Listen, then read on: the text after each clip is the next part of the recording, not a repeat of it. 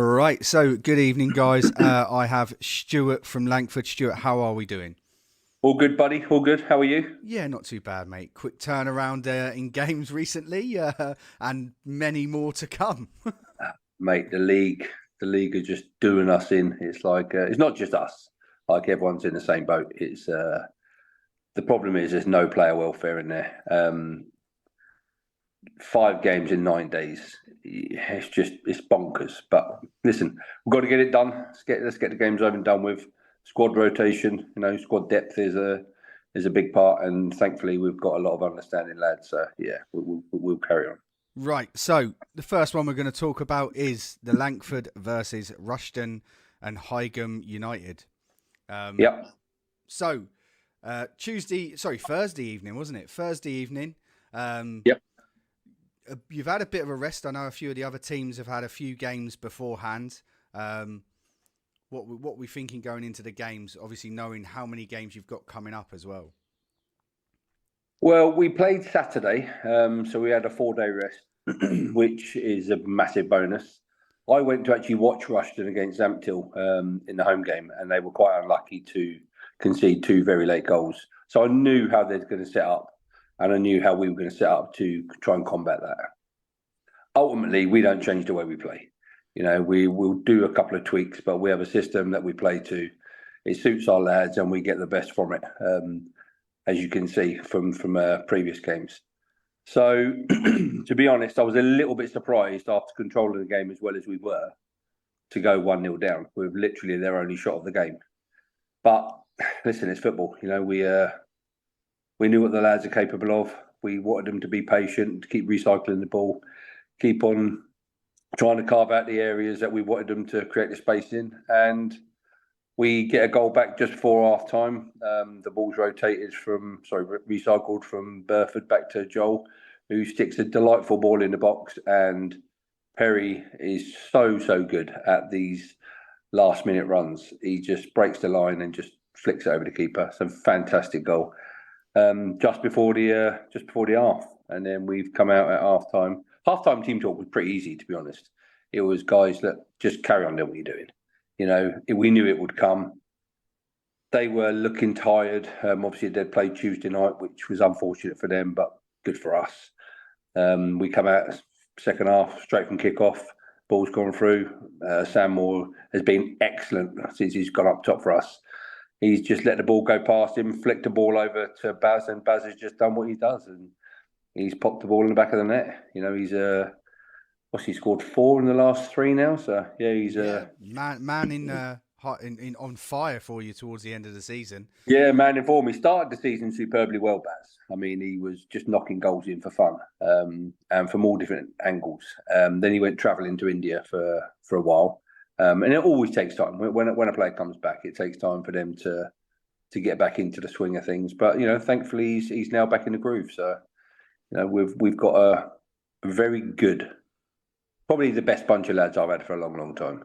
They work hard for each other. The banter is just superb. Yeah. But yeah, well, what can I say? I mean, had we not have won the game on Tuesday night, it would have been criminal because we were so on top. A couple of decisions I thought could have changed the game weren't given. But what can you do?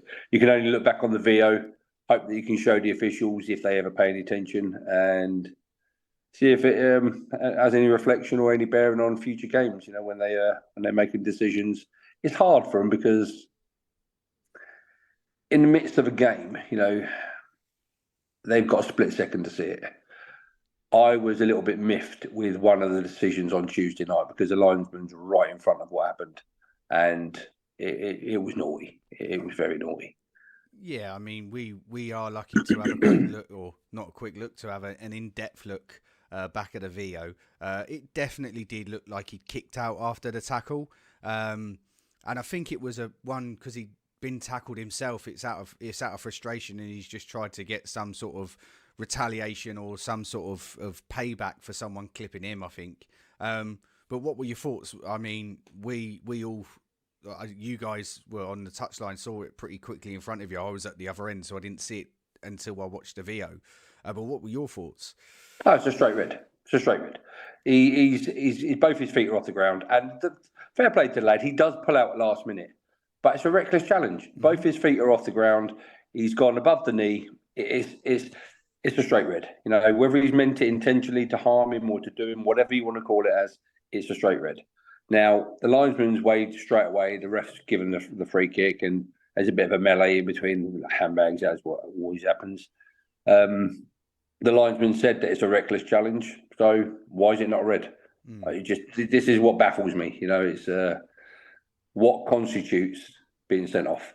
But you know, we have to carry on. You know, it wasn't given, so those are the sort of decisions that can completely undo all your preparations, all your planning.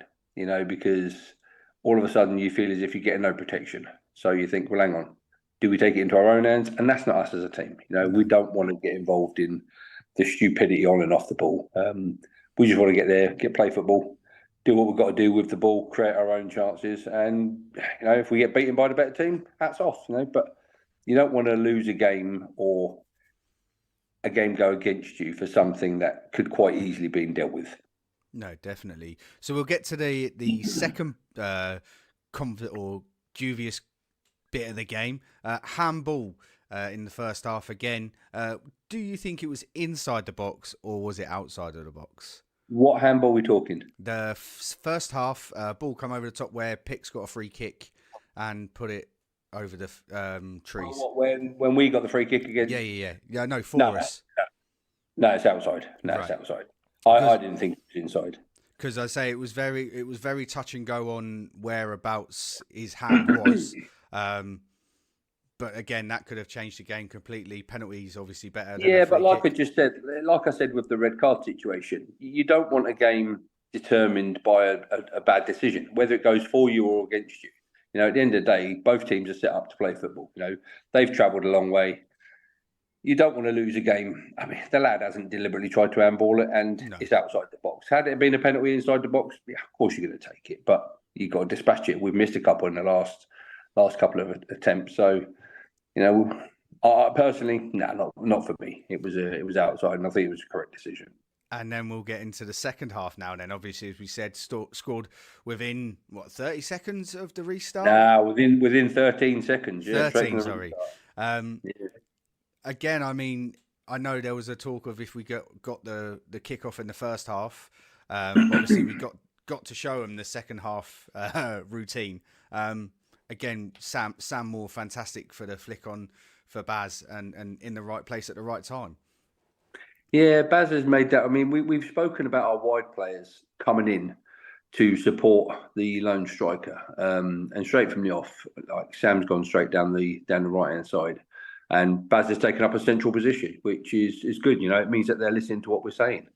And we knew we'd start a little bit faster and we'd finish this second half. You know, when you get the momentum, you finish the first half so well. You know, you don't really want the half to finish. So we come out, get the early goal, and then you're thinking, right, you're going to go on and coast to victory. But as these lads like doing to me, they like to keep you on my toes because. Wow, we missed way more than we put away. It's like, oh, guys, come on. This could be comfortable. But listen, 3 points is 3 points. And then we'll get into the second penalty shout. Sam clearly thought he was brought down in the box. Do you think the foul was before the box or did you think it was inside the box, watching back on the VO? You're on the one where we break the line and the ball's over the top. Sam thinks we're on goal. Right, okay. So... for me, the lad's put his hands across Sam to try and pull him back. Hasn't managed to do that. Sam's then gone himself into the penalty box and the lad's won the ball, but he's won the ball by coming from behind and going through Sam first. It's a clear pen. 100% it's a clear pen. It's then up to the ref. Does he want to give a red card or... I mean, if he gives a pen, then a yellow suffices. But the fact that he gives nothing, is baffling. It's like... what have you not seen that we've seen? So, but listen, you can't do nothing about it. You just have to take it on the chin. I think the bigger thing for me in that game was the amount of opportunities that we created. The talking points shouldn't have been the red or the penalty, the talking points for us as coaches is, guys, you've created enough chances to kill 2 games. You know, we shouldn't be going backwards saying, right, well, this should have happened, that should have happened, because if you put your chances away, then it doesn't matter either way. So on the swing side of that, would you rather have more chances and miss and score 1 or 2, or would you rather not have as many chances and maybe get 1 goal? Like, it's one of these games in football, one of these questions in football. You must be doing the right thing with the boys by getting as many chances as you're getting. I always say to the lads, you've got to be in the right position to miss. You know, so if we're creating chances and we're in the right position to miss, we're doing something right. You know, it's easier to work on the finishing side of things than the build-up play. You know, the build-up play, the patterns of play that we work on in training, the style, the formation, where to be on resets. You know, we've worked on that, you know, for the whole of the season. So now we're into the business end. We're not even training now. We've got so many games. Training's out the window. You know, so it's muscle memory. It's doing things that we've done repetitively over and over and over, and we create a lot of chances in games. You know, that's why we've gone from last year, where we finished the season, to where we are presently. We've had a goal turnaround of almost 60 plus goals. You know, from where we were on the deficit last year to where we are now, it's just incredible. And that's down to the lads. That's down to their hard work, their perseverance in us as coaches, wanting to push forward, believing in us and adapting to how we wanted them to play. No, definitely. Right, mate. Well, we'll leave the game there. Obviously, 3 points. It was the 3rd of the home games, and obviously won all 3. So, yeah, well done. We'll talk next time about the game at the weekend against Rawns. Top man. Cheers, buddy. Mate. Thank you ever so much. Yeah, bye-bye.